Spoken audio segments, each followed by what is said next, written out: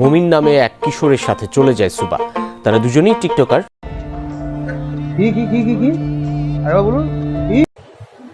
সময় কম, শুরু করো। স্কুল ছাত্রী আরাবি ইসলাম সুবাকে নওগাঁ থেকে উদ্ধার করেছে পুলিশ। खराब हो जाएगा, मैं माँ अम्मा बहन पे आ जाऊंगा, मैं इनकी अम्मा बहन पे आ जाऊंगा। টিকটকের মাধ্যমে 20 বছর বয়সী মোমিন হোসেনের সাথে পরিচয়, তারপরেই পালিয়ে যাওয়ার এই সিদ্ধান্ত। মোমিনের সাথে আসছি আমি পরশু, এমনি বাসায় ভালো লাগে না। ওর সঙ্গে কিভাবে পরিচয়? টিকটকে। ক্যান্সার আক্রান্ত মায়ের চিকিৎসায় বরিশাল থেকে পরিবার সহ শনিবার ঢাকায় আসেন আরাবি ইসলাম সুবা।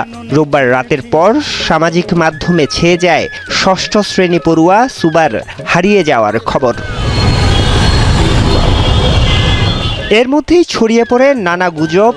মৃতদেহ উদ্ধারের খবরেও বাড়ে উদ্বেগ উৎকণ্ঠা। পাগল প্রায় মা বাবা সহ পরিবারের। সিসি ক্যামেরার ফুটেজ আসার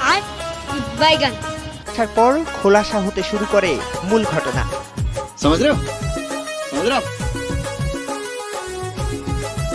তবে আসলে কিসে এখানে? পরিবার পরিজনের উদ্বেগ উৎকণ্ঠা। নিখোঁজ কিশোরীর সন্ধানে র্যাব, পুলিশ সহ আইন শৃঙ্খলা বাহিনীর নির্ঘুম রাত।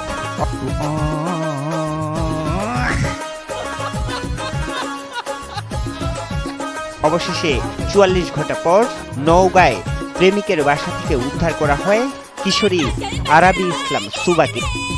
मजा आया और मैं ये जो मजा है हिंदुस्तान के हर व्यक्ति को देना चाहता हूँ।